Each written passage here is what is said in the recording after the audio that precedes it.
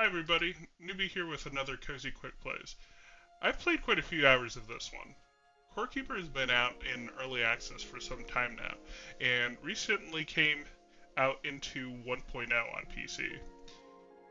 It's coming to console soon, or it's already out by this point, I just haven't checked. Unlike my last video, I would like to talk about the actual genre of the game first, before I get into things too deeply. Core Keeper is a survival crafting game, I think.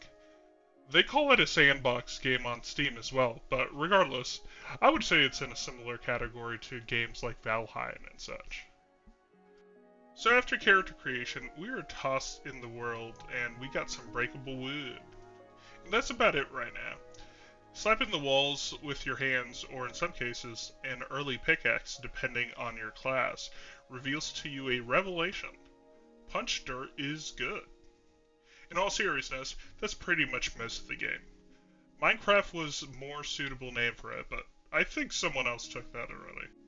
We do have a hunger meter, a staple of these style of games, but it's pretty manageable early on by farming, fishing, and foraging like I typically do on my runs, till Lady gets the farm up and running at least. So combat is interesting. I won't say it's anything special, but you do have a variety of tools, especially as a ranged enjoyer. Even more so in the new update with magic and summoning classes being added. Crafting. It's pretty simple and it keeps things easy for my smooth brain style play. You get specific crafting tables for certain things, but the most important arguably are the workbenches and anvils, which have different tiers as you go throughout the game. So you probably don't want to play the way I do, because I like living on the extreme side and head into dangerous areas. Due to my settings, I have more cross-zone mixing thanks to the chaos setting. I was able to get some early higher tier resources at the expense of my life. I was able to recover my stuff though, and I got the slingshot which I upgrade and take to my first boss encounter since it's a 10 tier weapon. By now you may have noticed the slimes and the rumbling on the screen. That's Mr. Slime Boss. If you aren't used to the combat, he can be a tough encounter, but I do have some recommendations for the fight. Ranged builds and or pepper wraps that'll give you a speed buff. Just avoid the slime ground tiles, because it will slow you down. Once Mr. Slime is out of the picture, you got some rewards as well as a person for some reason.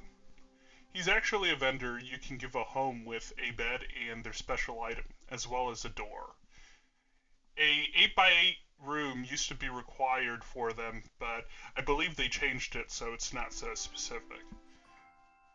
You got a shiny blue gem from the slimy dude.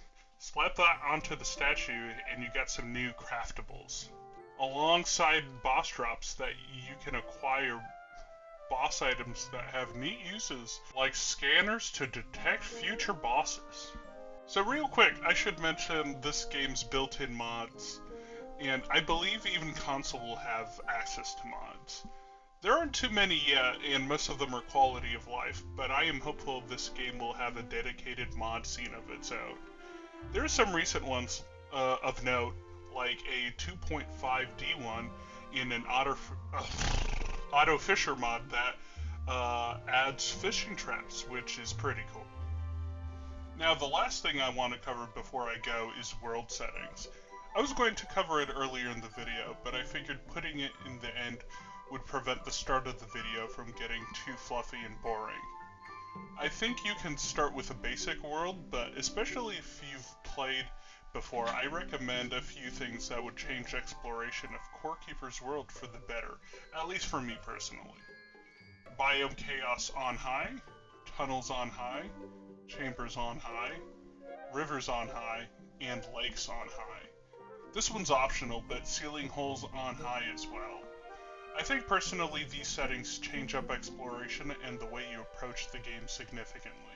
There's a whole lot less digging and a lot more looking around. You can go higher with the settings, but that's just what I played on last and what felt right to me. Mess around with the settings yourself and see what you like. Alrighty, that's been Corekeeper, one of my favorite recent survival crafters. I don't think it's perfect, but it has a lot of charm and it's very enjoyable to play through, so I had to share it here.